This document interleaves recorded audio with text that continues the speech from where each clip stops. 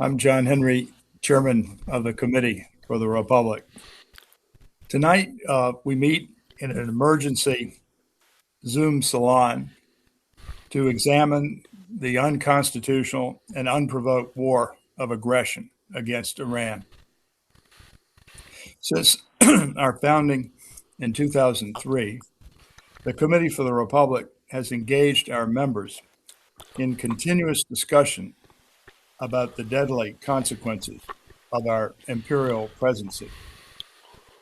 We champion being citizens of a republic, celebrating the rule of law with liberty and justice for all, and protest being subjects of an empire celebrating the law of the jungle, where the strong do what they will and the weak accept what they must.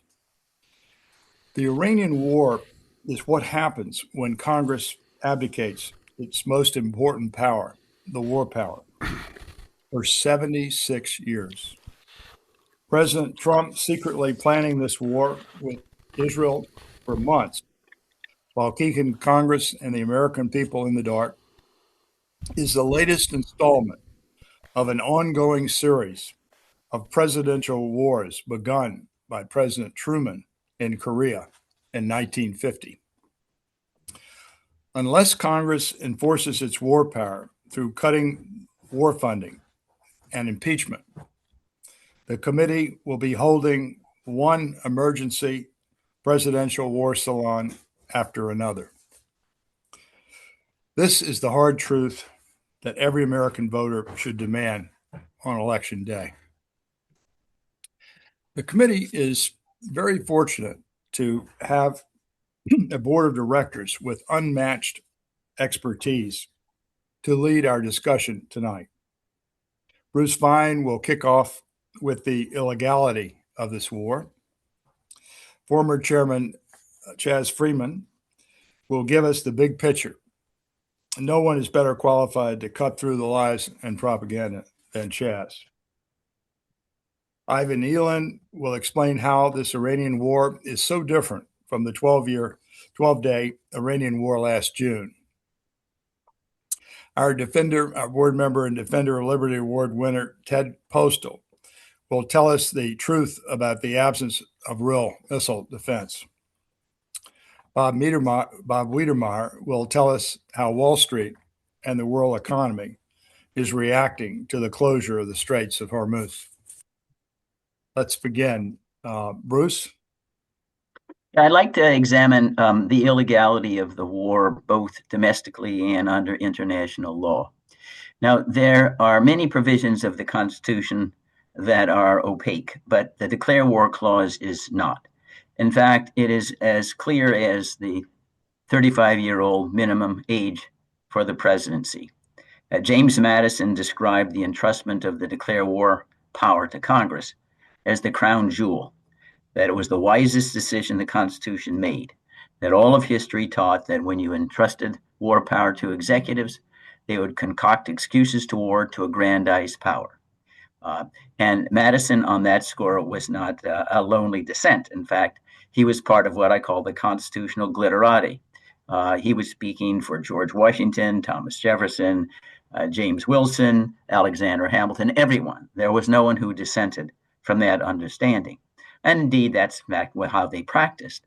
When John Adams had a quasi-war with France, he went to Congress, got statutes. When Thomas Jefferson engaged in war with the Barbary pirates, he had 10 or 11 statutes. At James Madison, we thought that it was appropriate to go to war to Great Britain because it was plundering our maritime commerce. He went to Congress, got statutes, and they were able to convince Congress to enact the laws. After all, members of Congress, they say the same Pledge of Allegiance, they sing the same national anthem, they have the same loyalty to the United States, they care about the safety of their families every bit as much as the president. There's no reason why, if a war is justified, a president shouldn't be capable of persuading a majority in Congress to approve it.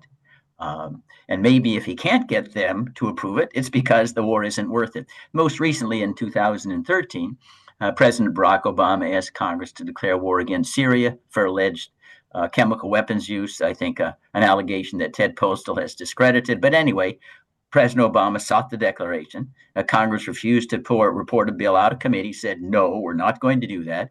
And so the president simply undertook war anyway because he couldn't get a congressional declaration. The same thing happened under President Bill Clinton when he wanted a declaration of war against Serbia for its treatment of the Kosovar Albanians in 1998. The House of Representatives voted down. He said, okay, I'll just bomb and say it's not a war. And the reason why I give some of these recent examples, it shows it's not a Trump phenomenon alone. This is a disease, if you will, that has infected the United States, as John said, at least since the Korean War. Whether you have Republicans or Democrats, it's all the same because we live in this empire mentality bubble.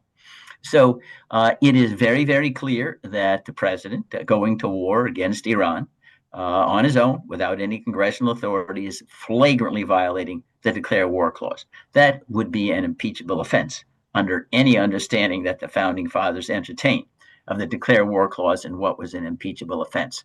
And remember, one of the reasons why war was viewed as so important is because, as Cicero pointed out, in times of war, the law is silent. We have been at war against terrorism ever since 9/11. And under that authority, presidents of both parties have claimed the power to play prosecutor, judge, jury, and executioner to kill anybody in the world based upon secret, uncorroborated speculation there may be an imminent threat to the national security. One of those who was vaporized by Barack Obama was the teenage son of Anwar al-Awlaki. He was a U.S. citizen. So that's why it's so important to have Congress make the decision to go to war, because liberty and justice is crushed during wartime. Think of the 120,000 Japanese Americans who were incarcerated, herded into concentration camps with not an iota of evidence of espionage or sabotage. We made 120,000 errors, and the U.S. Supreme Court said, well, it's wartime. Presidents can do whatever they want.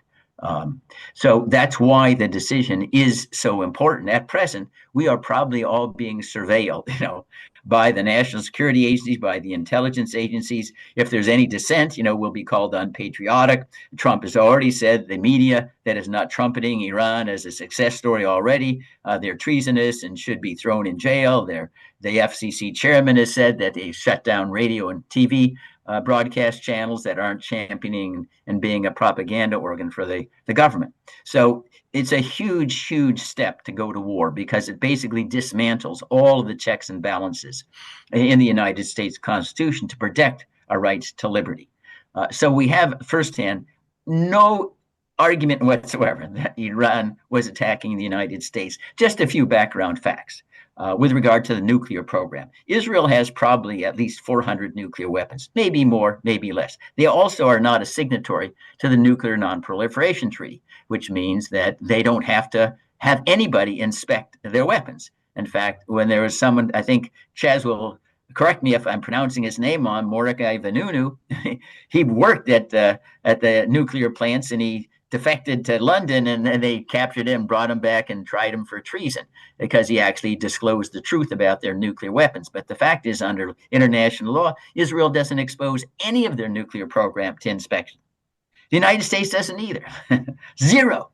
There are 5 countries that are automatically excluded, even if they're signatories to the Non-Proliferation Tract. That is the United States, China, Russia, France, and Great Britain. There are others who are not subject to any kind of scrutiny either, because they're non-signatories. Pakistan, India, North Korea was, but then it's no longer a signatory, which means Iran actually was undergoing inspections, unlike the United States, to try to verify that it wasn't up to nuclear weapons when it was developing a nuclear program, which they said could be used for peaceful civilian purposes. So what was the cause for the war against Iran? Nobody, I believe, on this program has ever lost a wink of sleep thinking Iran is going to attack the United States. It's obviously absurd. They don't have any ability to get here. It may be that because we have bases in the Middle East, Qatar, Kuwait, Bahrain, Oman, they attack the bases, but that's because the bases are a threat to them. If we didn't have the bases, they wouldn't be trying to kill any American ever. Unless it was in retaliation for something that we had done against them. Now, I don't want to suggest that I support the Iranian regime. They're a horrible bunch of folks. But that's not true of Iran alone. You have a horrible one person in North Korea. We don't invade North Korea. I could cite at least 40 or 50 countries that are run by despots that are equally as vile as the Iranians are. I mean, another one would be in Myanmar. But the reason why we don't attack them isn't because we love them. It's because we know the cure is worse than the disease. We spent 20 years in Afghanistan, $2 to $3 trillion, and ended up with a worse edition of the Taliban than we started out with. We don't know, and we can't change cultures that don't have any democratic DNA. So we influence abroad by example, but otherwise we know our restraints. So we begin then with the arguments that there is not a scintilla of evidence if we apply the text and the purpose and the understanding of those who were present at the creation of the Declare War Clause that what the president is doing in Iran is unconstitutional. But then let's shift to international law. So we established after World War II something called the International Military Tribunal that sat in Nuremberg. And there was a crime that was created by that tribunal, we led it, called crimes against peace or crimes of aggression. How are they defined? They were defined as wars not in self-defense. And we can think of the Nazis with Poland first, and then Denmark, and then the Netherlands and Belgium, and then France, and on and on and on. They turned against Russia as well. And at Nuremberg, the precedent was established that when you commit crimes against peace, namely wars not in self-defense, individuals can be prosecuted, like Hermann Goering, and sentenced. So when we think about the crimes against peace, clearly the Iranian war is a crime against peace. It's not in self-defense. Maybe we did it as a favor to Israel, but whatever it wasn't self-defense to the United States. That means under international law that our leaders, including I call the triumvirate of Trump, Rubio, and Hegseth, can be prosecuted criminally and sentenced to death for the war in Iran. I mean, that is how flagrant the violation of international law is. And I would then, but before I just finish here with regard to the legality, I think it's also important to recognize that this is not a Trump phenomenon, that unless Congress and the American people repudiate completely what Trump has done, the power is not going away. No executive in history has ever voluntarily surrendered power inherited from his predecessor and said, here, I don't want it, right? Not going to happen. It does not happen. So if we let Trump do what he's doing with impunity, it's over. We no longer have anything approaching a republic. We have a despotism, pure and simple, and his successor will claim the same power. And maybe Trump will go into Cuba, and then his successor will choose some other country in the world to go into, because that's what empires do. They fight for the sake of fighting. That's why I believe this session is an emergency, and it's so important for everyone here in their own way to speak out against it. We're all in favor of peaceful protest, especially holding members of Congress accountable for honoring their oath of office. And it's not at all inappropriate to urge and state publicly that members of the military are obligated under the UCMJ to disobey clearly illegal orders. If there's ever a clearly illegal order, other than perhaps Lieutenant Cowling shooting men and women and children unarmed in a ditch in Vietnam, this is an illegal order that should be disobeyed for any member of the military who's honoring the UCMJ. Anyway, thanks, John, for that opportunity. Thanks, Bruce. Chaz? I obviously agree completely that this is an illegal war. It's also illegitimate. It was authorized by Benjamin Netanyahu, not by the U.S. Congress, as the Constitution requires. It is supported by the Israel lobby, not by the American public as a whole. In fact, it's not even supported by most people in the MAGA movement. It is being conducted in a manner that is utterly contemptuous of the Constitution, domestic legislation, and international norms. In fact, our Secretary of War, self-styled, waxes eloquent when he speaks of death, destruction, and the like. He appears to enjoy that. This is the most brutal approach to warfare that we have seen since the legions of Genghis Khan. But, quite aside from its illegitimacy, in terms of how wars ought to be conducted, how they should be approved, this is a travesty. There are no clear, constant, or feasible objectives announced for this war. There was no debate, of course, because the Congress was bypassed. There is no marshaling or husbanding of resources to enable the achievement of whatever the objectives are. There's no plan for war termination. This is a classic forever war. There are no rules of engagement by order of the self-styled Secretary of War. There's no respect for international law, as he has also declared. There's no apology for mass murder. For example, the sweet schoolgirls of Minab in southern Iran. Nothing is said. Cover-up is followed by denial, followed by grudging admission with no further action. We have suffered severe reputational damage internationally, both political and military, because we are proving once again that there are limits to what the use of force can accomplish.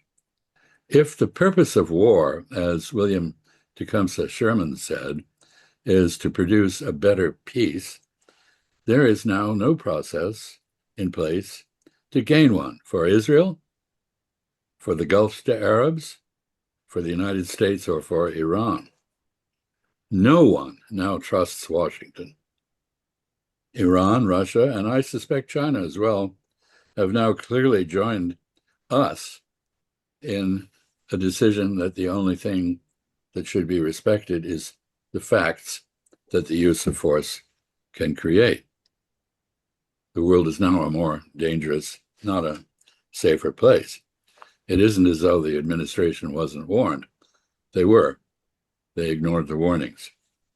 The depletion of munitions in Israel's war with Iran has impaired our military capacity to respond to challenges elsewhere. The exhaustion of our weapon stocks is about to deprive Ukraine of them and fatally weaken it. The closure of the Strait of Hormuz is already creating an international economic crisis.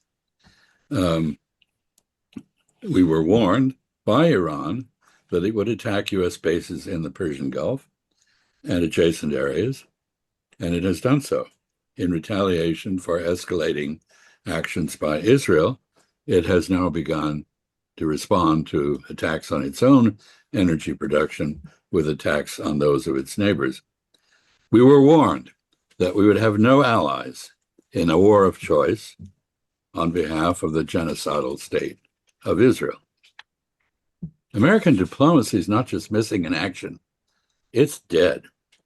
It's been discredited by amateur envoys who basically are engaged in protection racket behavior and seeking personal corruption. They don't go enter negotiations well prepared or in good faith. We've seen a repeat of what I call napkin agreements by these envoys. These are agreements that have no details to be carried out and implemented, and they're performative rather than real. We see one-sided assertions about what has been agreed.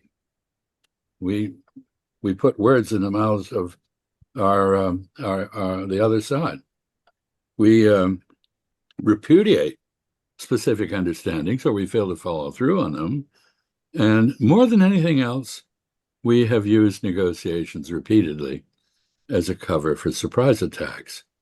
We have no support from international organizations, which we have threatened, defunded, alienated, and assaulted with arbitrary and capricious actions. They can't help us extricate ourselves from the war. We have no allies, just bystanders who insincerely mute their criticism of us to appease our great leader. Our allies are reacting finally to having been treated with contempt, subjected to verbal abuse, and assaulted with arbitrary and capricious tariffs. They made it clear they will no longer jump to when we call on them or come to our aid. Others who have been hurt by our actions and the war seem strangely to prefer diplomacy to association with Israeli-American military aggression. They've begun cutting deals with Iran to enable their ships to transit the Strait of Hormuz with impunity. China has an exemption. India apparently has one. Turkey has one. Others are working on it. So we're left with the question, what does winning in this war mean? We're told we're winning, but death and destruction are not the ends of warfare. They are what happens during warfare. Neither subjugation or humiliation equates to peace, and Iran will accept neither. Wars don't end until the defeated admits defeat. When they do not end, when one side proclaims mission accomplished or portrays the death and destruction it has wreaked on another as some sort of victory. Iran continues to pursue its stated objectives, which are to remove Israel as a threat to it and to eliminate the threat posed by the American bases in the Persian Gulf, which have been supporting the assault on it. In the end, reality is that which, when you stop believing in it, doesn't go away. A test of how gullible the American people is in progress. How many Americans can you fool for how long is the real question. Congress should say something about this, but as Bruce indicated, it is muted. The patron saint of the Trump administration, P.T. Barnum, spoke true when he said, quote, "As a general thing, the more lavish a man is in his promises, the more unreliable he is in performance." I'll leave it there. We are witnessing a transparent effort to impose alternative realities through the media, and thus, since we gain our view of reality through the media these days, on us. This is nothing new. Trump administration has made many preposterous claims, now revealed as such. For example, tariffs are paid by foreigners, but apparently the rebates of them go to the companies in the United States than the individuals who paid them. Somehow that's contradictory. Coerced promises of massive investments in the United States are actually proving quite empty. Industry reshoring isn't happening.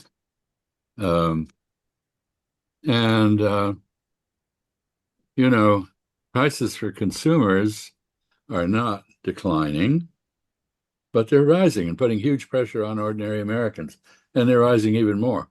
Today, gasoline is bumping $4 a gallon. Wait, it's going to be $8 before we're through with this, in my view. Plutocrats in the stock market are doing great, but ordinary Americans in the economy are not, and they know it. Free speech, academic freedom, and personal liberties have all been assaulted, curtailed, and not enhanced, contrary to what we were promised. So we have defeated Iran, or have we? Perhaps we have defeated ourselves. The effects of this war are just beginning to become apparent. China is benefiting tremendously. Its bet on clean energy, renewable resources, wind, solar, nuclear, hydro, is proving to be wise.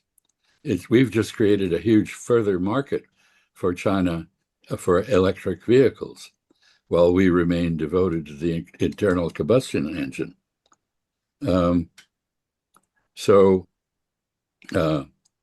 The power of Siberia, which is a pipeline, a gas pipeline from Russia to China, which has been under discussion for probably 15 years and gone nowhere, is now going to become real as China reaches out to Russia for a closer relationship.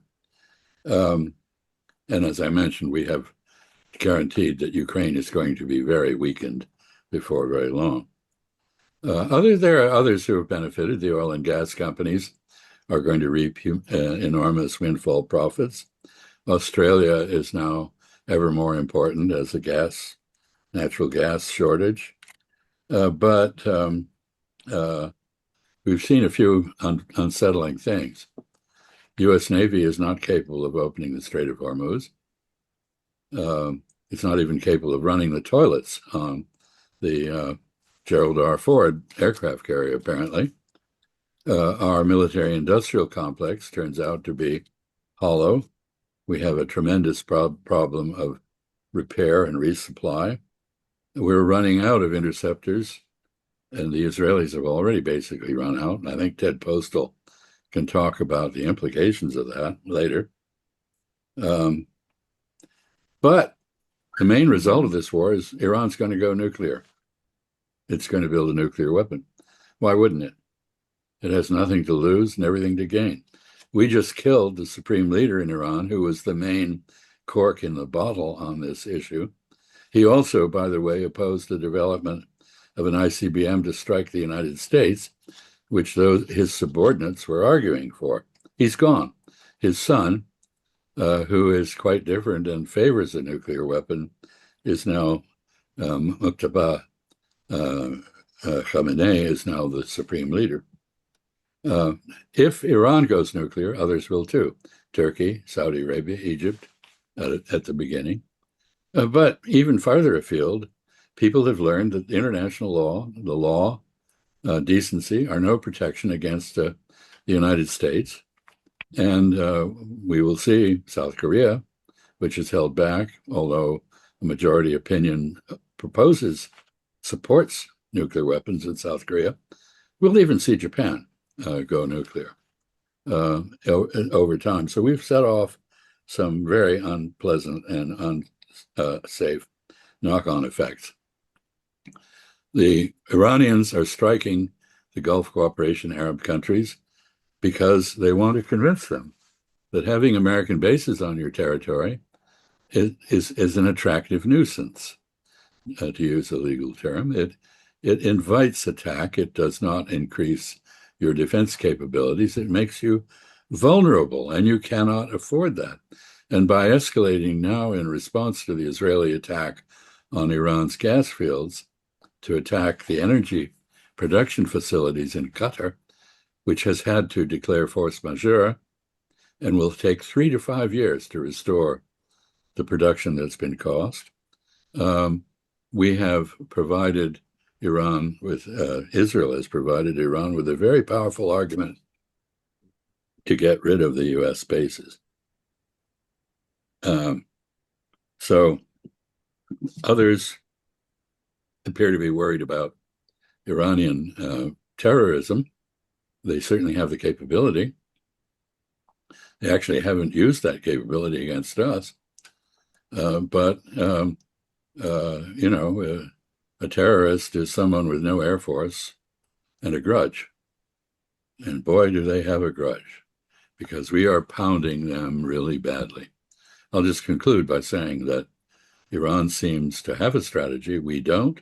We have a campaign plan. Our strategy, such as it is, serves Israeli interests, which are the expansion of Israel to create a greater Israel, the reduction of any conceivable opponent of Israel to rubble, and the disempowerment of others in the region. All of this aligned with Netanyahu's proposal that Israel become a little Sparta, independent of, or with no dependence on the United States. I can see the merit of that in terms of Israeli interests. I don't think it's feasible, and it's certainly not in our interest. So I'll end here. I imagine there will be questions about some of this. Thank you very much, Chaz. Ivan, we had the Salon last June on the 12-day war that Trump gave us against Iran. Can you jump in now and explain how this war is, how different it is from the previous Iranian war? Yeah, I'll try here. We went after the nuclear sites and air defense sites, and so it's a different target set, I think. And also, it's a much more comprehensive bombing, as Chaz just pointed out. And they're going after. I think they're running out of targets. Remember when Rumsfeld said, "Well, we want to go to." We don't have enough targets in Afghanistan, so we have to go to Iraq. And it's like the same thing. If you don't have a strategy, as Chaz just pointed out, you're just wasting munitions, really. I mean, you may be hitting something that's a military asset, but what's the purpose of it? And so I think the scale, number one, is the difference.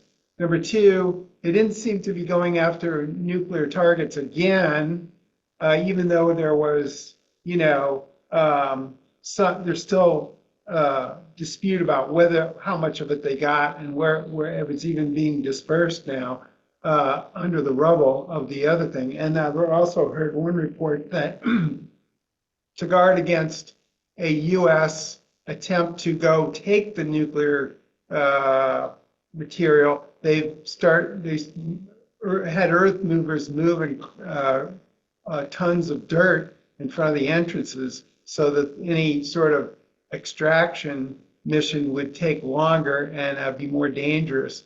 They're trying to deter that. So now what we have is a attempt to, well, we don't know really what the purpose of this is, but unfortunately for Trump, this loose rhetoric about regime change and unconditional surrender, and then going after this conclave of Iranian leaders and killing many of them, has really,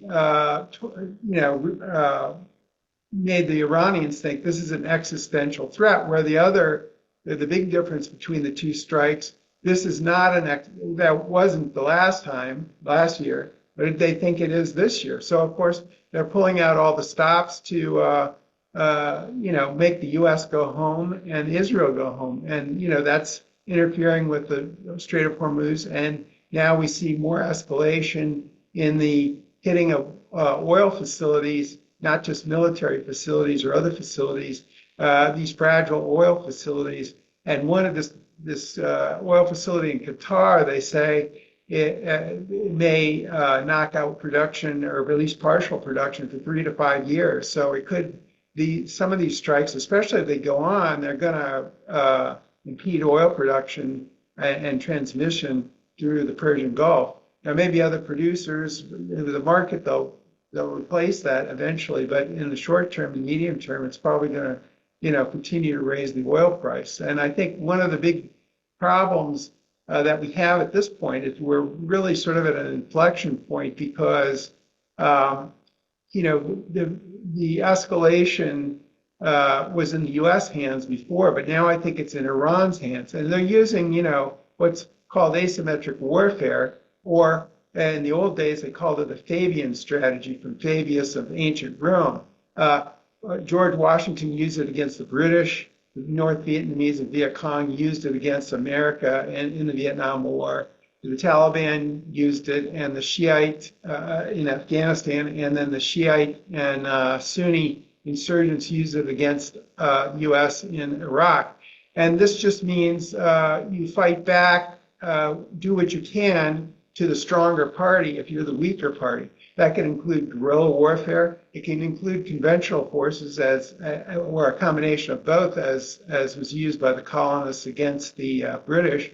When you hit and run, hit them, you don't ever have a full-blown battle against the stronger force because they get wiped out. So you hit and run. You may blend, if you're doing guerrilla, you go back into the blended back into the population, et cetera. You hit indirectly is what I'm trying to say. And I think Iran can probably do this a long time. And of course, one of the indirect things is that they can mine the Strait of Hormuz, and they seem to maybe have already started to do that. And mining, laying mines, I've done some work with the Navy. Laying mines is much easier than removing them.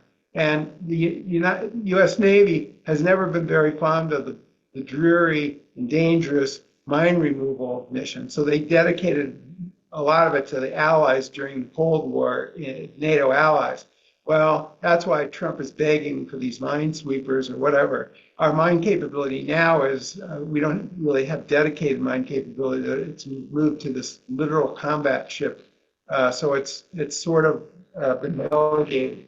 But mines kill more ships than any other weapon. So that's one problem.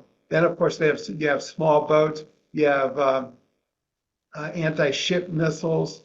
You have the drones.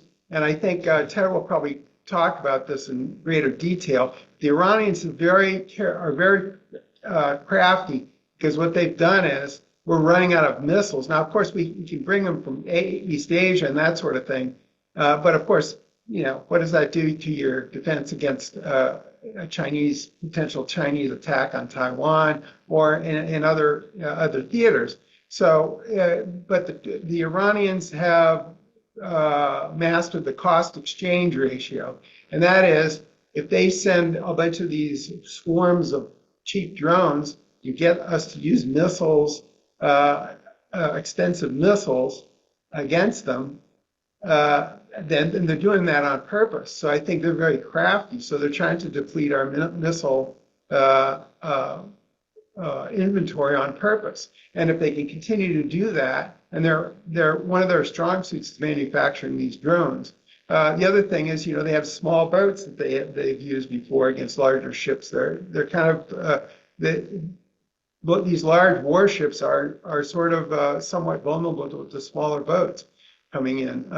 And of course, you have the mines, and then you have the anti-ship missiles, which can be launched from other ships, which are probably, I think they've sunk most of the Iranian Navy, but they can also be used from the strait itself.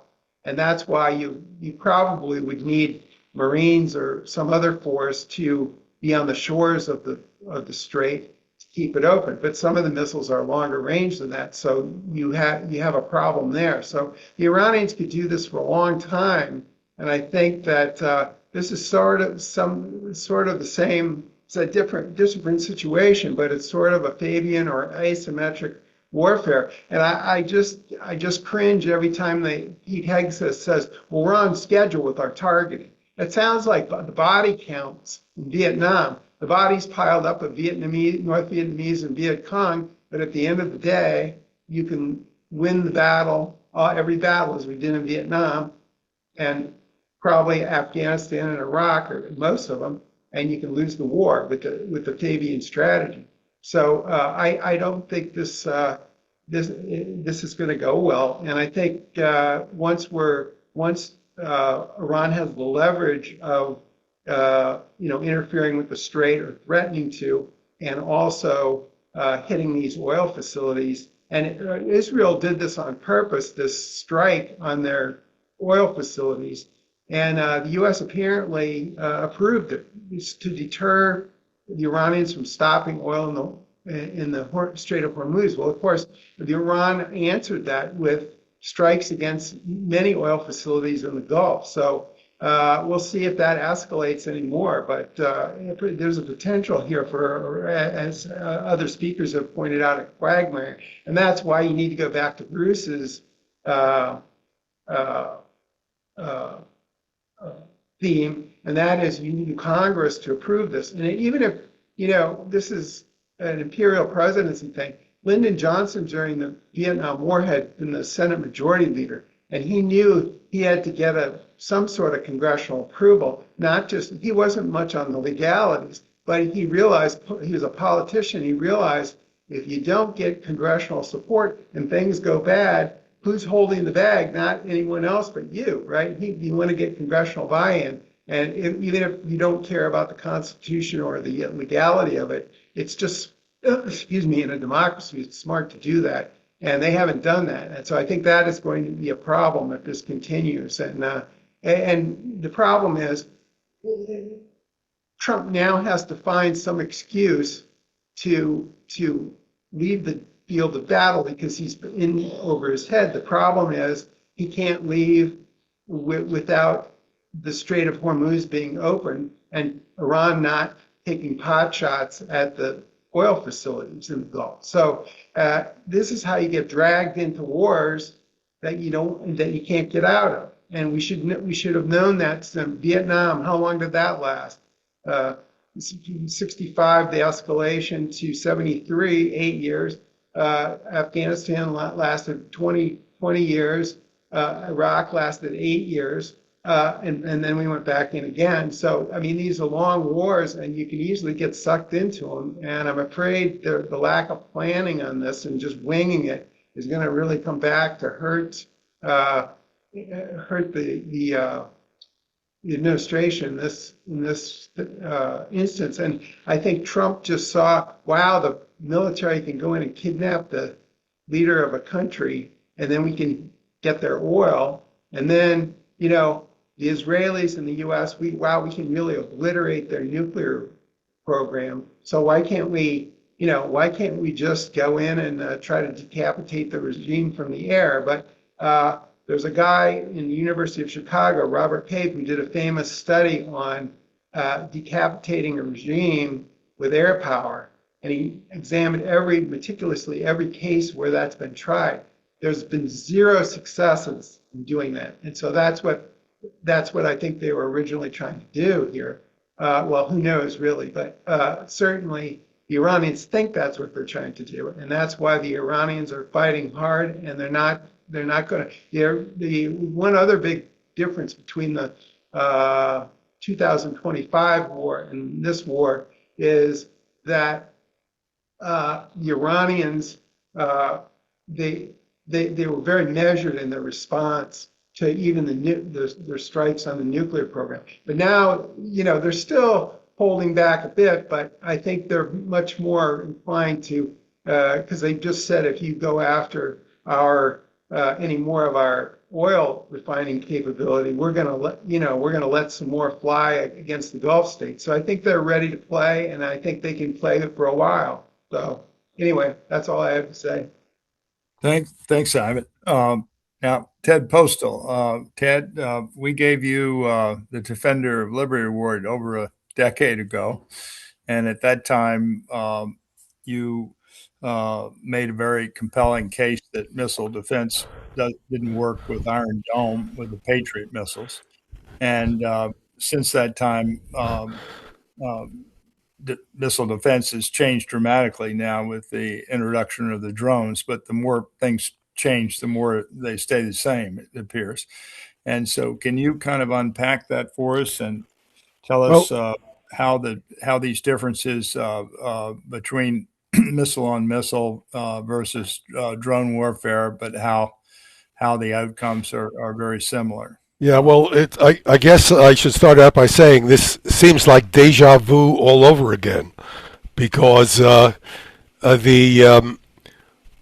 when I first stumbled, I had no idea what I was doing at the time. I stumbled on data that made it look like the Patriot missile defense in the Gulf War of 1991 was not functioning at the high level people were claiming it was functioning. And as a result of the analysis I did with an extraordinarily talented colleague, George Lewis, we showed that the Patriots' intercept performance was not near 96%, as George H.W. Bush had said in a speech given in Massachusetts, right near MIT, where I worked. We showed that the probable intercept rate was almost certainly zero. So we went from a probability of hit near 1 to a probability of hit near 0. And it was quite stunning. It was a very long and arduous task. There's been a fair amount written about it. My university did not support me, something that will not surprise many of you who know about universities and how they function these days. And but the net result was we showed unambiguously that it had failed catastrophically in the Gulf War of 1991. In this more recent Gulf War, we now have a dramatic introduction of precision satellite surveillance. The Chinese and the Russians are now giving Iran detailed information from their reconnaissance satellites, information about where objects are on the ground. These are military assets that are typically only available to the military institutions that operate them, but they have made them open to the Iranians. In addition, there are these satellite systems that make it possible to do precision navigation. The satellite system that most people know about is GPS, is the Global Positioning Satellite System. And that GPS system allows you to tell your location within about 10 meters. Well, it turns out that the Chinese have a system that will tell you your location to about 3 or 4 meters. That's the Baidu system. And in addition, this system has very minimal communication capabilities. You can send a message up, have it send the message somewhere, send it down, and then send a communication back to you. Now that message system is extremely limited, but when you look at it carefully, as I have done recently, you can see that if I have a drone which has a receiver on it, I can send a television image of what I'm looking at, even though it's a low resolution image. It's not high data rate, maybe once a second. So it's not you're not looking at things in real time. But if I know my location to enormous precision, and I know my direction to enormous precision, then it's not hard for me to know what I should be looking at.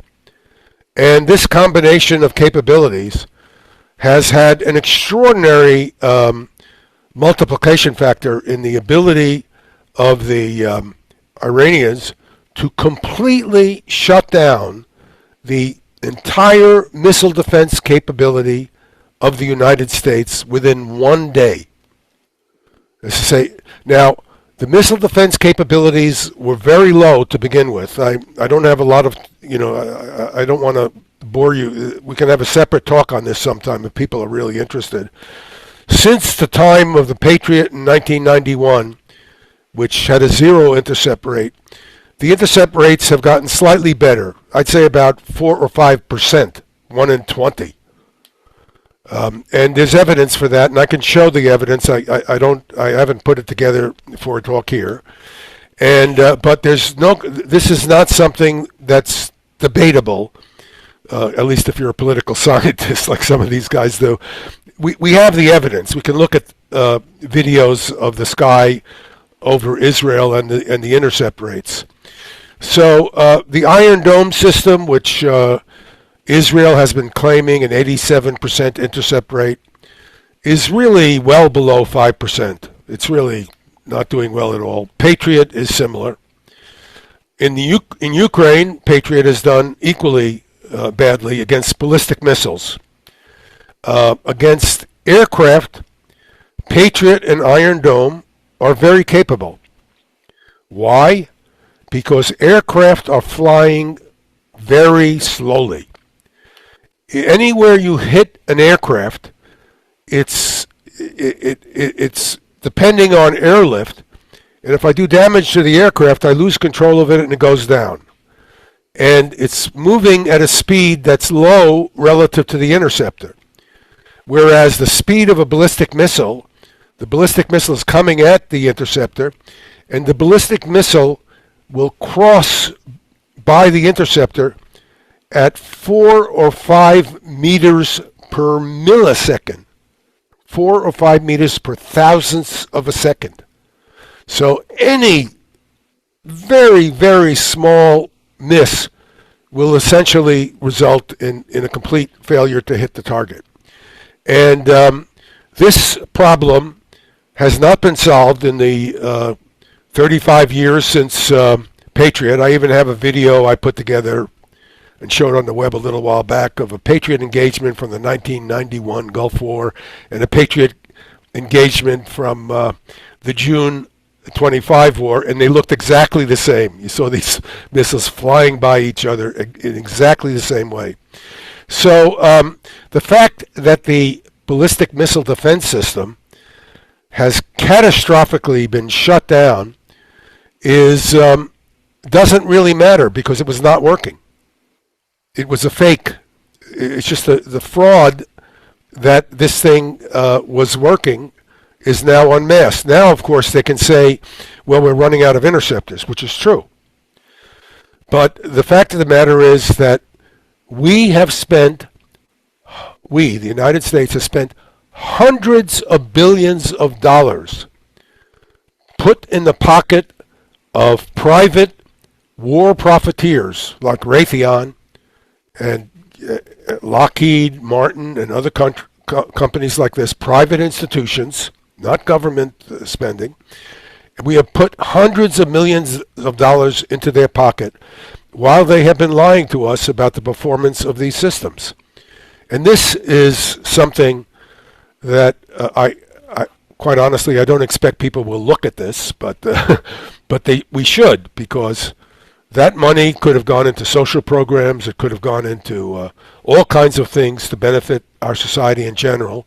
Instead, it went into the coffers of these big companies.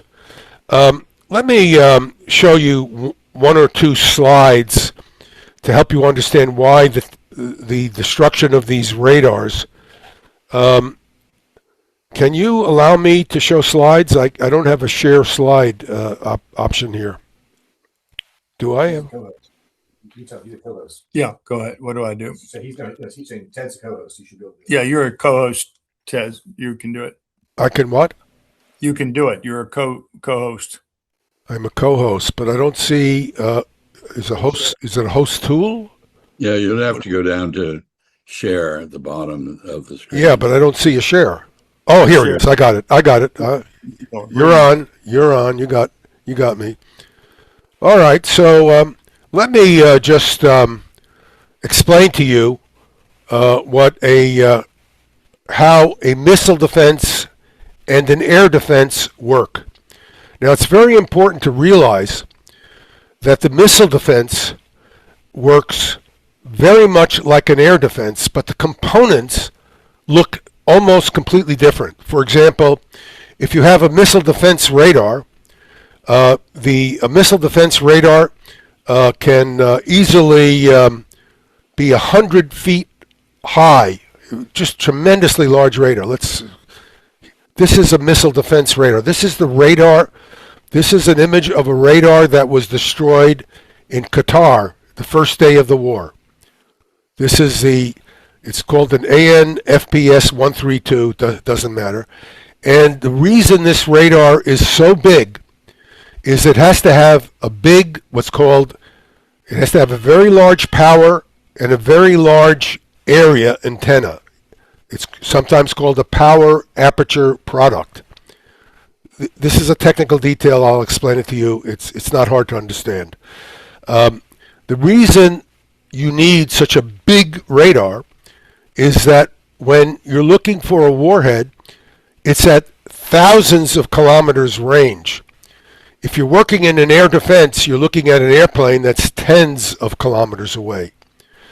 The radar reflectivity of a warhead is typically hundreds or thousands of square meters. think of a square meter. Radar cross section is a physical area. It's just a reflecting mirror.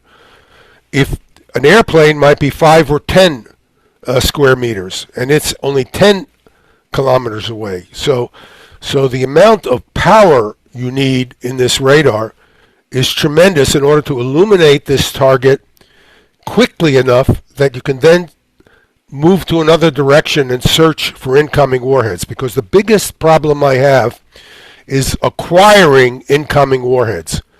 Tracking the warhead is easy. Once I know where the warhead is and I have a rough estimate of its speed, I know it's going to be in a rough location ahead. I look for it, and I can just track it time by time. But when I don't know the radar, I don't know the warhead's there, so I have to look in one area of sky. I have to dwell long enough to see the target. I can't just sweep by quickly. I have to dwell long enough to see the target. Then I have to move to another area of sky, dwell long enough to see the target, and I have to step through this area of sky to acquire. So it's search and acquisition is the terminology. Now, the two features of the radar that make it possible for a specific radar to see such a small radar cross-section target at such long range is, first of all, it's obvious. It's the power of the radar. Think of the radar as a flashlight.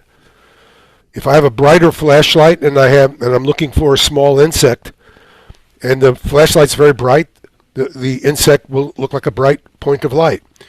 But what also helps is if I have a large area antenna, because if the antenna is very big, I can collect a large amount of reflected signal and then process that to see the target. So I need a large area antenna, and I need a large power. And this is the way these systems work. Typically you have early warning radars, which are tremendously expensive, and their job is to search the sky for incoming threatening objects. And then you have engagement radars. These are much less capable radars. They can search much smaller areas of sky because they have much less power and aperture. They have better tracking capability, so they can do precision tracking, and they can then guide interceptors. That's the way an air defense works, and that's the way a missile defense works. In the case of a missile defense, this search radar is this gigantic, 100 feet high antenna. If you look down here, you can see my cursor, I think. That is a radar called the THAAD radar. You may have heard there were THAAD radars in the Middle East. Here's a picture of the THAAD radar. You can see these soldiers standing next to it. It's a relatively small radar. You can get this radar at a bargain price for about $500 million. And it's a very powerful radar. It's the apex of modern radar technology. It's an amazing radar, but it's limited in what it can do. It has very limited search and acquisition capability. It cannot function well unless it has a big radar like the AN FPS 132 telling it, hey, look there in the sky, look in that direction. And there's something coming in, so you look there. Then I can search around and acquire the object long enough and then commit interceptors. So if I take out the AN FPS 132, THAAD radar's of no use. Now it turns out what the Iranians did, I have to say I was stunned by this. I want to be candid with you. I was totally stunned that this happened. It turns out, for reasons I can't understand, we have no defense for these radars. We don't appear to have any defenses on these radars.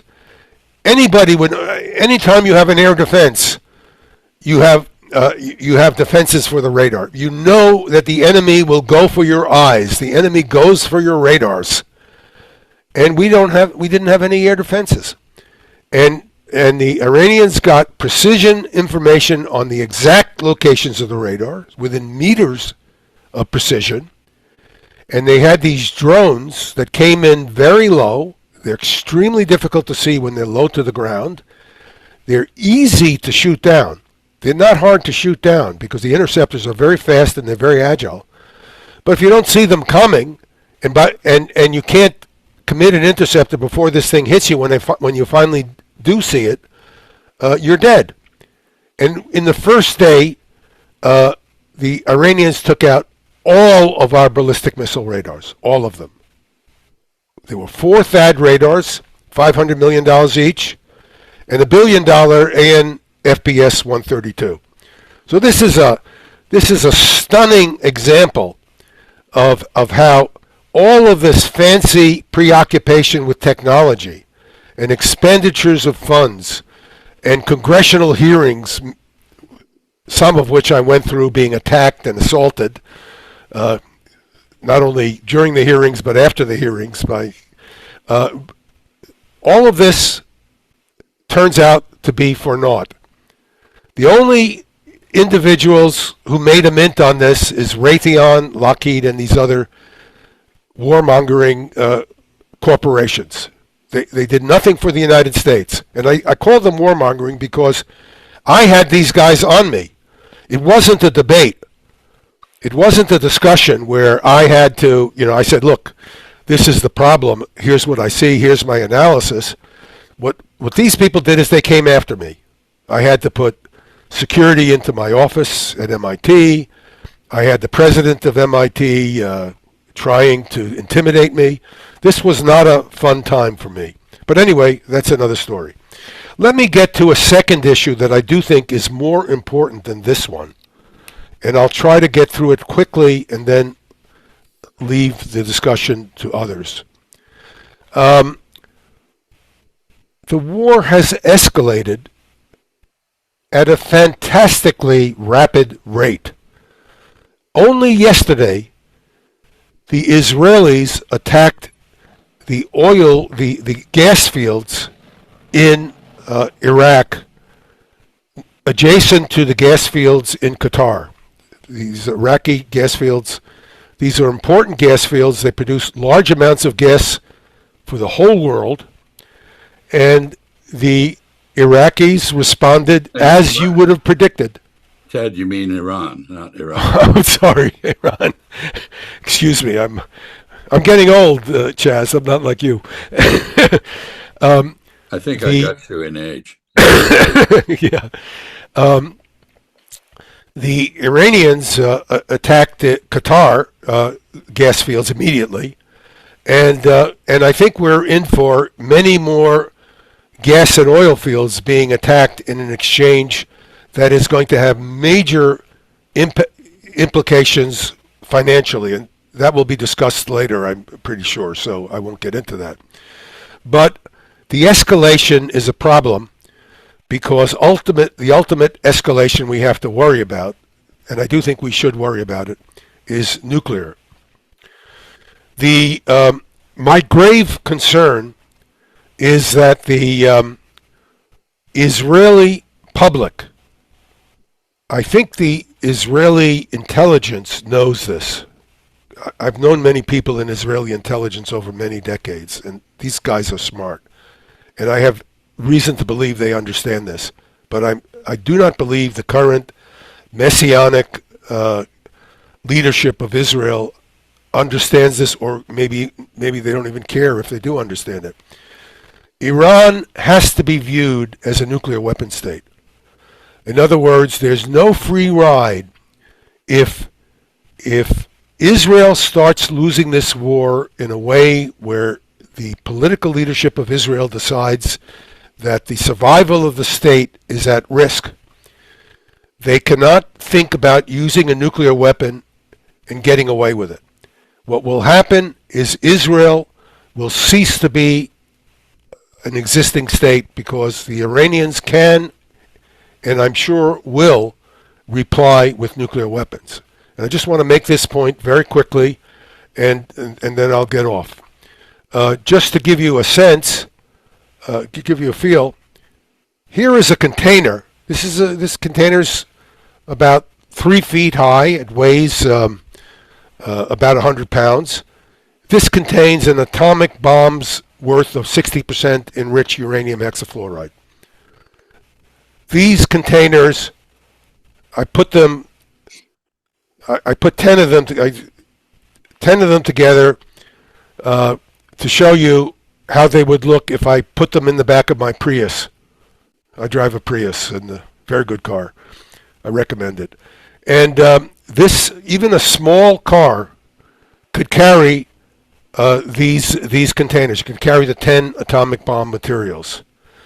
I don't have time to go through this. I can do it if people are interested. I can give a talk on this.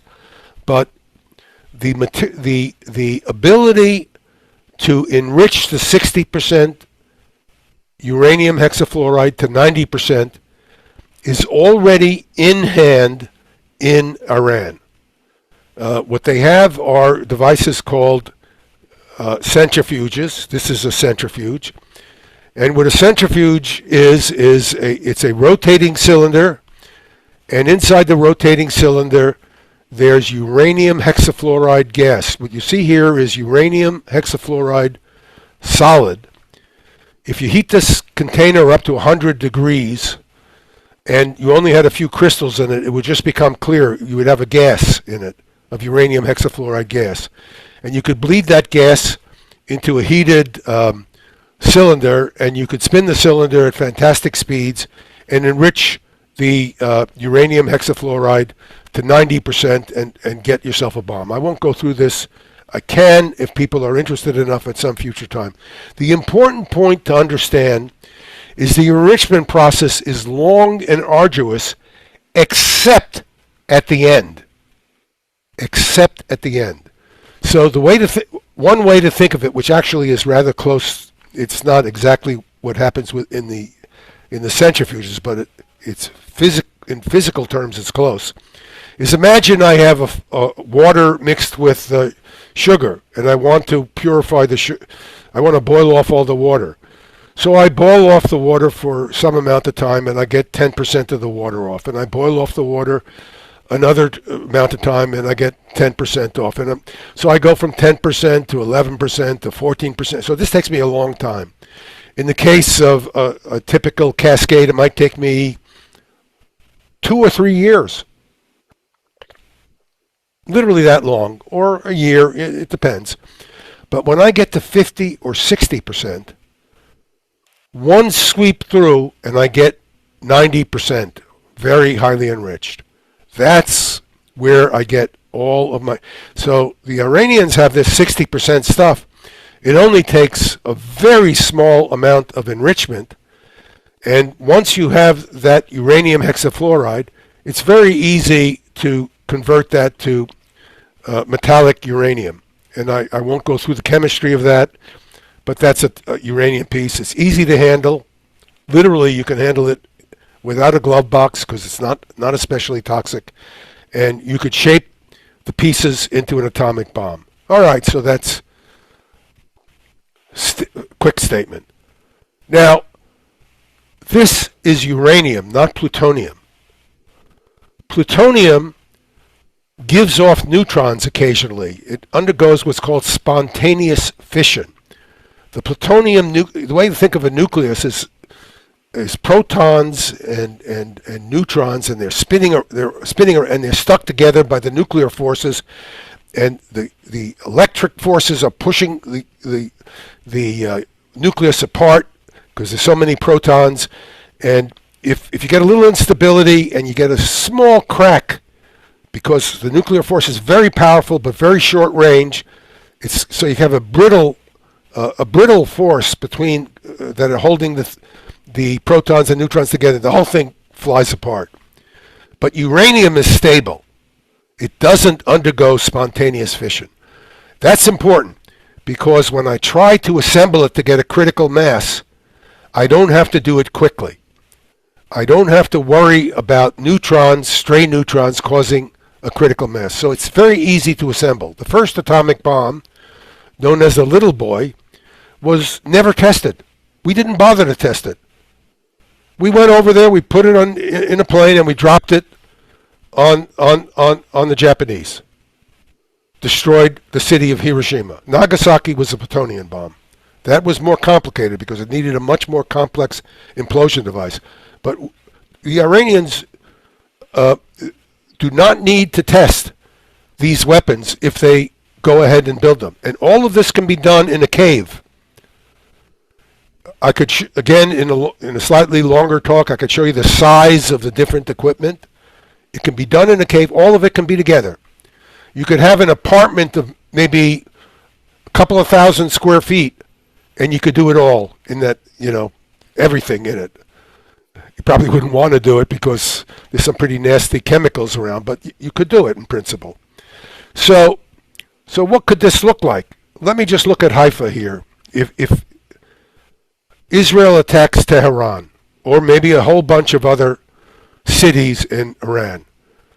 So the Iranians haven't built a nuclear weapon. They don't want to build a nuclear weapon, at least before the Ayatollah Khomeini was killed. We don't know what's going to happen now.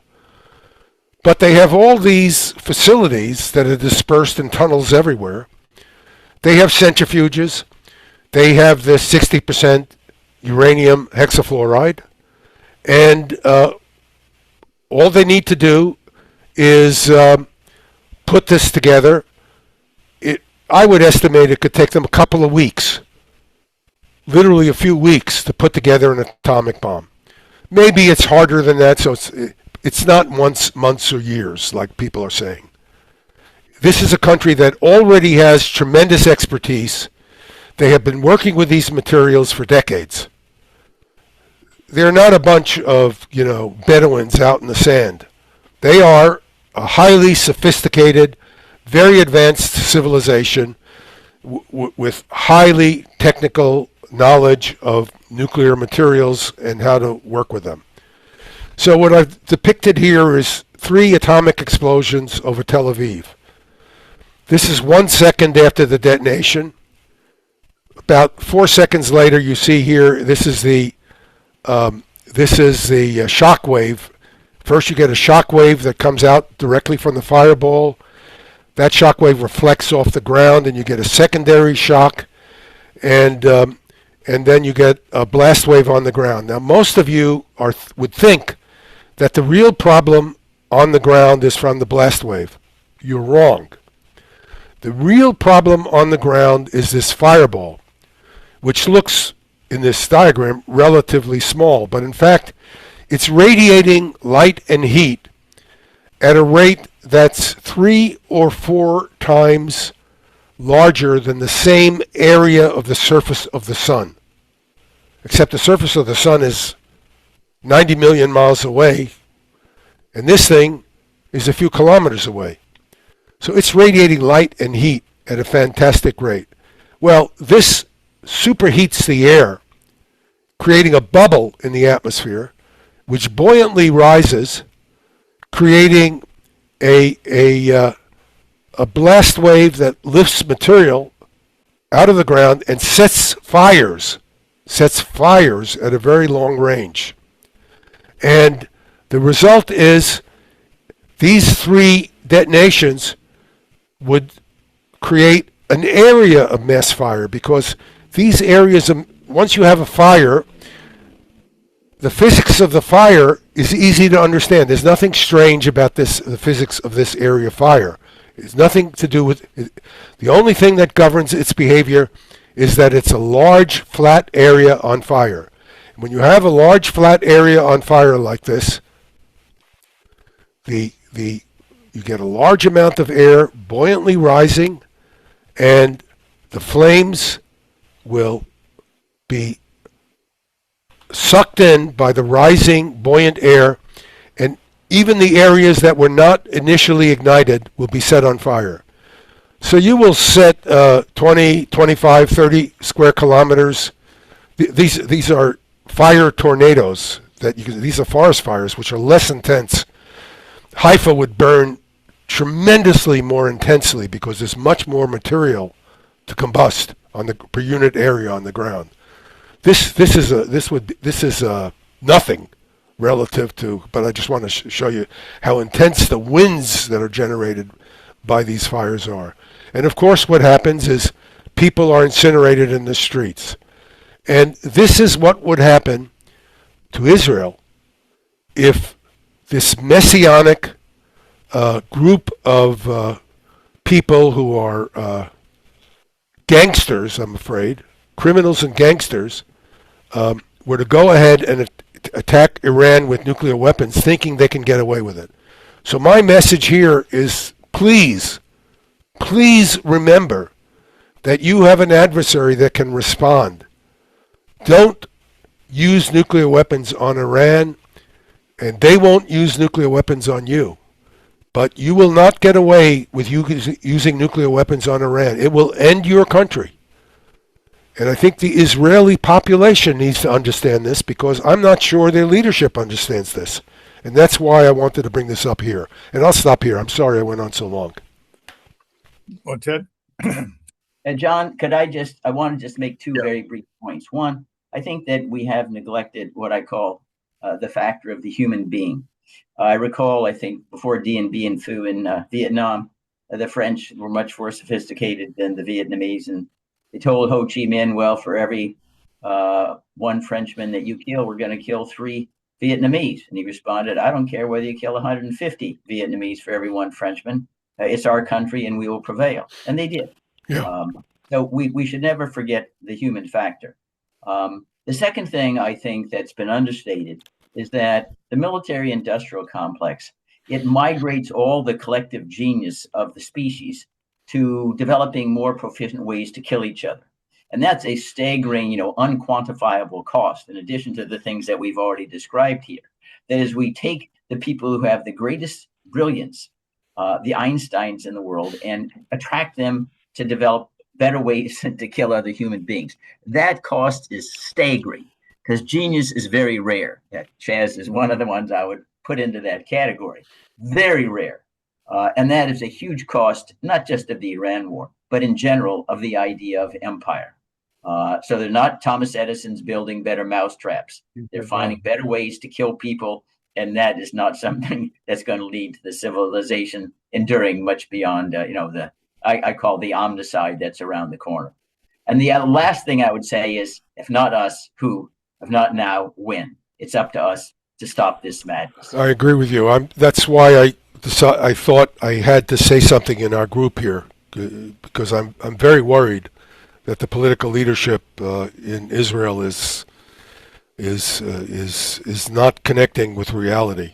And but isn't that true in the United States as well, Ted? Well, we haven't discussed the United States in this. I mean, but we're citizens of the United States, so we have greater responsibility for the United States. You've heard my stories from the Pentagon, I think. We've got Bob. Yeah, go ahead. So we have obliterated Iran's nuclear capability, but it needs to be obliterated again. Yes. We've won the war, but we need help. And we thought there might be regime change. And we imagined that if you assassinate the leader, that would happen. Let me ask you, I imagine, John, if you were assassinated, the Committee for the Republic might fall apart. But is that true of George Washington University or my alma mater or yours, Yale or Harvard? I think Harvard had an assassination and it didn't stop the university from functioning. Yeah. So I think, there are a lot of things here that need to be considered, and they don't fit the conventional wisdom very well. Chaz, I'd like to say, just take a second to respond to you, actually, and to Bruce. I have not been involved in diplomacy, but I've been fortunate enough to know people who have been involved in diplomacy over my whole career. I used to joke with one friend of mine who's an ambassador is that my job was to sit in the back of the room and look threatening when you're carrying a negotiation on. I wasn't involved in negotiations, but the people I have met involved in negotiations from your generation are spectacular. They are broad. They understand other cultures. They understand what motivates people. They understand the psychology of different cultures, and they really are Renaissance people. What we have today in the national security structure of the United States, and I want to be clear here, Democrats as well as Republicans. I know these national security characters from both parties right now. These people are totally narrow, unthinking. They're largely illiterate about cultures. They're largely illiterate about history. They're largely illiterate about technology. And they have these very simple-minded ideas of how power can be used and expresses itself. And that's one of the foundational problems I think we're facing here. We need to sweep those people out from top to bottom in both the Democratic and the Republican parties. But Ted, you remember what the head of Director of National Intelligence, Tulsi Gabbard, said at the Senate hearing? The president is the one who decides whether there's an imminent national security threat. Doesn't matter what all the intelligence says. And he's decided that drug traffickers on the Caribbean and the East Pacific, they're the equivalent of armies, unarmed armies that are invading the United States. So that goes back to the idea that all the expertise in the world is worthless if you don't have separation of powers and the Constitution operating as it should. Otherwise, they just like in the Cecil B. DeMille, extravaganza. That's all they are. But the president doesn't pay any attention to them whatsoever. And the other element that comes into play, and I think Chaz would know this, but Paul Pillar confessed. He was, I believe, deputy director at the CIA, and they cooked the books on Iraq. They said, you got to come up with something that says they got WMD there. Initially, they said they couldn't find anything. So they had to go back and they changed the books because they know if they're not in good standing with the president, they get sidelined. And they want the prestige, they want the status of being in the middle of things. And so it all goes back. If you don't have the constitutional system operating, whatever genius you have, it's going to lose any efficacy whatsoever. Well, I was an advisor to the chief of naval operations in the Pentagon.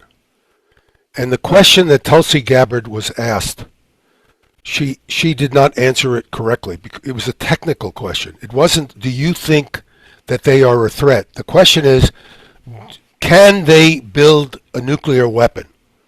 If I'm advising Chaz and he asks me, can they build a nuclear weapon? The answer to that question is a technical one. Yes or no. He can decide. He can be the decision maker because he knows the cultures and the motivations and things. He can decide whether or not that's a significant enough capability for him to decide that is a real threat. But she didn't answer that question.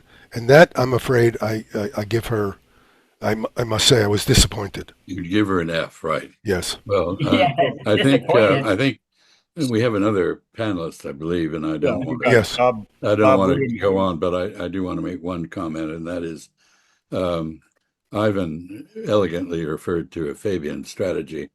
It's actually Muhammad Ali's rope-a-dope strategy. Just take the punishment and wait for the right moment to retaliate, and that's what they've done and are doing. And they're not out of missiles. Even we have declared that we've destroyed 100% of their military capacity, and yet somehow they continue to retaliate against Israel and us. So I'm sorry to say, and this probably is something that the next panelist needs to address. We're not talking about something that's going to go away anywhere soon. This is going to go on for a while. We do not have the capacity to end this war. The war will not end until Iran decides that it's got what it needs and or can't achieve it, one of the two. And I don't know how this is going to come out, but I find this whole thing totally appalling, both in terms of the legal questions, constitutional questions, and the questions of competence. I think we have the most incompetent cabinet, the most corrupt cabinet in our history. And delusional policy making is not a formula for success. I'll stop. Thanks. Yeah, but I would just add this, and then Ivan jump in. But Chaz, when you say it'll last as long, as the Iranians want it's only because the Congress and the American people aren't insisting that it shut down. You remember the famous appropriations bill that said after August 15th, 1973, there can be no money spent to conduct combat operations over Indochina. Now, we may fail, but it's not inevitable. It's only that the system doesn't work and we don't have the courage. That's what this is about. That is correct, but so far, Capitol Hill is inhabited by invertebrate creatures. Anyway, Bruce, you're absolutely right. Bob, sure. Yeah, so let's talk a little bit about the money in our pocket. That is important to all of us, actually. What's the market thinking? Pretty easy to say. The market's basically hoping the whole thing blows over, okay? Something will happen that will mean that, either it doesn't matter, the Strait of Hormuz is closed, or maybe somehow we'll leak enough oil through and kind of get through all this. I think they're wrong. I think the war has very much, as I think a lot of people have already mentioned, has basically transformed from a war to a hostage crisis, and the hostage being the Strait of Hormuz.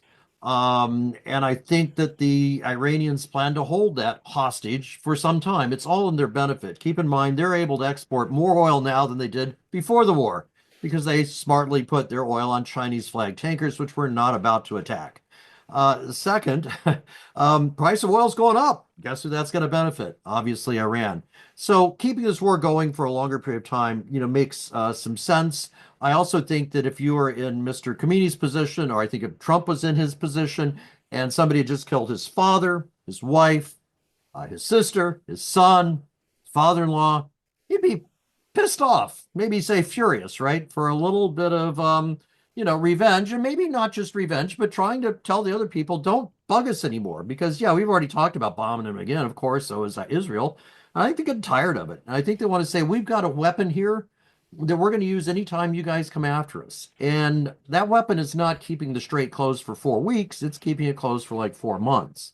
I hope they don't do that, but I've taken, with my own clients, quite a cautious strategy. But that's a mess because, frankly, we're all fine for a month. We got plenty of inventories all around the world, even without the Strategic Petroleum Reserve, all that. We can handle it.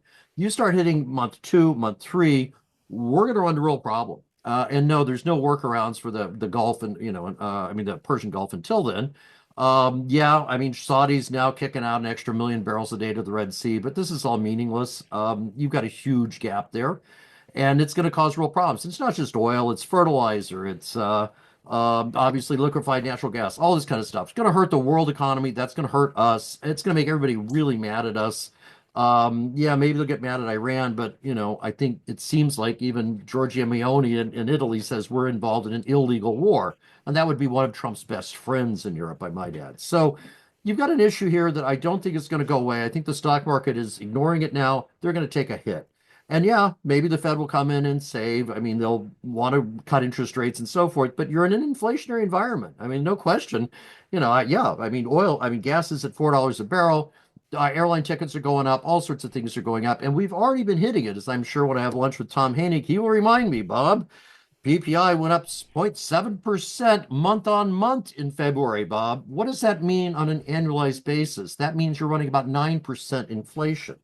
I'm not sure that's what we'll really get, but that is true. Tom's always right. That month on month is, not annualized. It's month on month. 0.7 times 12 is getting up there, right? So I think we got some issues with the stock market ahead. I'm hoping they don't get too bad, but I can't imagine a real quick way to get to get Iran to give up their hostage. I think they want to prove that they've got some real military power here. And again, they're only keeping it militarily. That's why the market jumped today when Netanyahu says he will, of course, open the Strait of Hormuz. It's not that easy. It's tough. And as some people have said, the reality is that all you have to do is scare people. These are private ships going through.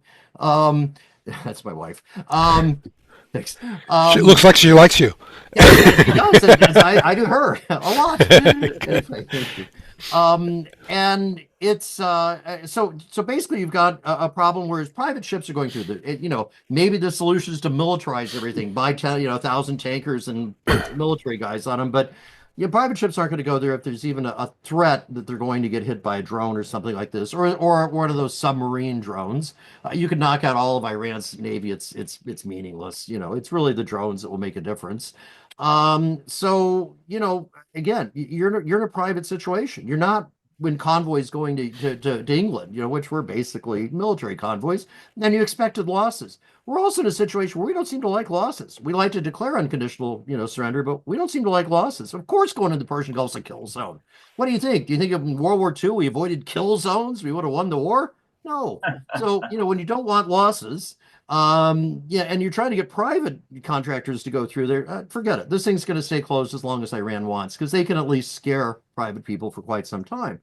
I'm going to jump from that because I think there are a couple things that I would like to just mention. I told John I'd do this, that's enough on stocks. I don't have a good idea of exactly when it will go. I do say be cautious. I've been very cautious with my clients and my funds, and way pulled back my exposure.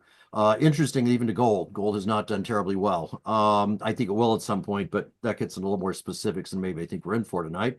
But at least for now, gold is not performing as a hedge against, this, what do you call it? International problems, geopolitical problems, as it often does. But on another issue, I think we ought to look at ourselves here. We always think that the U.S. is going in being very, sort of democratic and we support the people. The reality is when you go to Iran, we have a history of being extremely undemocratic. In fact, we destroyed their democracy in 1953 when we basically said, we're not going to support Mossadegh, their prime minister. We're going to support a king, the Shah, a king. That's what we put in.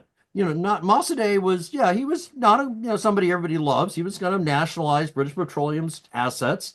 But, that's kind of their decision. It is. It's not ours. It's ultimately, that's an election that the U.S. should be supporting. We should not be putting in a king. We did. And by the way, the king nationalized BP's oil assets as well. But once they had a king, we were fine. We didn't beat up on Iran at all. I mean, if you think we've had a problem with Iran, that's not true. We loved the Shah. We loved what he did. We gave him all the arms he could. We loved the Shah. We didn't begin hating Iran until they threw out our king.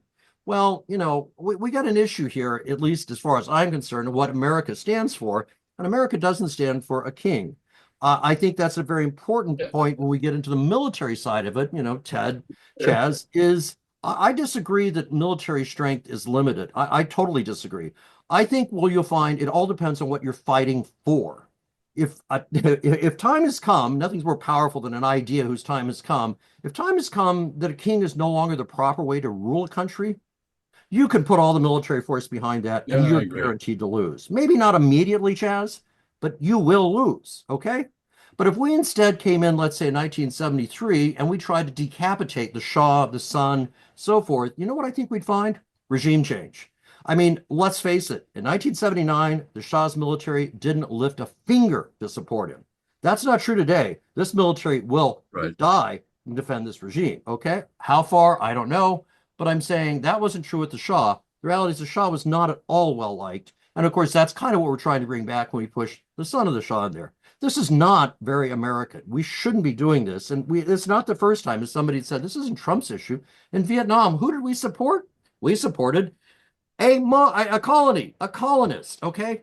And you say military strength doesn't matter. I bet you if we told France, we're not going to give you 80% of the military supplies you need to win this war, which we did, they didn't win, but we said, we're going to try, we're going to tell you just what Roosevelt told the British. No more colonies, guys. Out of the colony biz. We're America. We're not colonists, okay? We're anti-colonists. Time to get out, kill it. I bet you we'd win that in no time, okay? France, without our support, that war would be over, okay? Military power works when you're supporting the right people. When you're being very, very anti-democratic, and in that case, supporting a colonist, when the colonist is defeated, then we say, well, the colonist agreed to election, but hell if we threw out the election. No, this is, pro-colonist, pro-king, anti-election. Let's look in a mirror, guys. I think even we sometimes think too much that we're supporting democracy. We're supporting democracy in the U.S. Absolutely right, Bruce. We are a model here. Not perfect by any means, but a good model. But our foreign policy, I'm sorry, when I look at Iran and Mossadegh, When I look at supporting colonies, when I look at what happened in Bangladesh, these are all very different nations. Bangladesh had a vote. They wanted to be free from Pakistan. And what did we say? F you. We're supporting Pakistan, guys. We lost, didn't we? Again, nothing is more powerful than the idea whose time has come. And you put some military strength behind it, you're going to win every time. Maybe not immediately, but every time, whether it's slavery, whether it's kings and our revolution, or whether it's World War II against fascism. So let's be clear. I don't think that there are limits to power. I think it's where you use it. And I'll also say in a final thing, I think that with Trump, I think he very much had a strategy. I disagree with this. We have no strategy. The strategy was clear. You decapitate. Within 3 or 4 days, the people will revolt. Remember, they were already revolting. Everybody said they got these huge demonstrations, Trump. That's why we went now. And people say it's Israel and that. I think it's much more. They had these demonstrations. Everybody, and Trump was not the only guy who thought this, that if we just decapitate the military and the regime, that the people will rise up, overthrow, and in 3 or 4 days, we've got it. And they will be grateful to us, just like the French were in World War II. Remember, we liberated the French? What did they say? Kisses, wine, rose. Well, like my wife here, I mean, everything you want. They loved it. They were really pleased that we liberated them. To this day, you're right. Go to Normandy and you'll find the French still like us quite a bit. There may be other issues with the French, but, overall, they were pleased. And I think that's what we're expecting. That's what Trump is expecting. And I don't think he's the only person in the country who thought that, I might add. It didn't happen. So what you might fault him for is no plan B. True. In other words, if the people didn't rise up, what do we do? That's a problem. But, let's just be clear that there's a little more going on here than just the usual incompetence or problems. There's a basic issue the U.S. has been facing its foreign policy for a long time, is that we're not always pushing American ideals in any of these countries. We're killing elections. We're supporting countries where 7 families control, everybody there, like Nicaragua. We're not always supporting democracy, guys. We really aren't. And we need to be careful about that. Not only from my ethical moral standpoint. That goes back a long way. Look at it does. You're absolutely right, Bruce. The Hawaiian Islands. We overthrew Queen Liliuokalani. We go into the Philippines in the Spanish-American War. We say your self-determination is not for you. We coerce Cuba. But doesn't it underlie what's going on in Iran? I mean, you're good on history. You're right, but it underlies what's going on in Iran. Is we came in there and threw out their democracy with Mossadegh. Understand, we didn't like what they're going to do. I mean, who likes to have oil things nationalized? But listen, my father-in-law served in Mossadegh's cabinet, so I have something to know about it. Who's the street that we were supporting to overthrow Mossadegh? Ayatollah Khomeini. Well, he was on the CIA's payroll. Okay, but it wasn't Khomeini that got in; it was the Shah. The fact is that it wasn't confiscation. Mossadegh said, "We're negotiate fair market value." Well, like eminent domain. Right. He was on the cover of Time magazine. All to my point, Bruce. You're absolutely right. Is that what's happening here is we're not really going in as the great supporters of democracy in Iran, and I think people sort of sense that we're more interested in restoring the king than we are in really, democracy. It may not work, so maybe we'll come up with something like the king just works for a year or two. But anyway, enough on that. As for stocks, we've got a long-term issue. I say, hopefully not that long-term, but it's a hostage crisis now. Think of it's nothing less. It's a hostage crisis, which you guys can opine on more, just how long it may last. But that's what it is for the stock market. A couple of things. First, this is a war of attrition. I agree with you. It's going to go on for quite a while. Iran has the cards. Second, I never said military power didn't matter. I said there were limits to what it could accomplish. It has not succeeded in many, many areas. It can't keep a king in power when the king is ultimately. It's very useful. It's 1776 or later. Yeah. I was the one who argued for the increase in forces in 1990-91 to end the war with Iraq over the liberation of Kuwait. I was the one who did that. I don't believe that military force has no utility. I simply believe that its utility is severely limited. And to make a final point, and that is that we've come to a point. Someone said, I think Bruce perhaps said, or maybe it was Ivan, what do we do now? And I think we have a choice. We either quit or we escalate. And what I fear is that we'll escalate and get ourselves in even farther to But something Chaz, we if we can't prevail quit, in. will Iran quit? I think that's been brought up here. No, Iran is Really not in our going to power. quit. Iran is not going to quit. But you don't win every transaction that you enter, I think. I'm in the stock market. I know that. Yeah, I thought you might. I mean, I do negotiations too, and All right. sometimes you don't win. So, Anyway, Chaz, you, I think all of this, John, I think Bruce, all of this discussion, it goes back to the incredible wisdom of John Quincy Adams in his July 4th, 1821 address to Congress. We don't go abroad in search of monsters to destroy. We wish freedom and liberty everywhere. We fight only to defend our own, because he understood the dynamic was going to be exactly what Bob has said. We'll be supporting kings, and then we'll be supporting kings at home, and we'll destroy liberty at home. And so we need to stick to the march of the mind rather than march of the foot soldier. It doesn't make the world a paradise, but it's optimal for us and the world, And we've cast aside this unbelievable wisdom captured so well in that address. And part of that, I believe, is because we no longer have Chaz Freedmans who are running the government. We literally have people who are incompetent, idiotic, have no clue what the American Revolution was about. And we can see the results. well, Bruce, I console myself that I inherited the heroic physique of my ancestor, John Quincy Adams.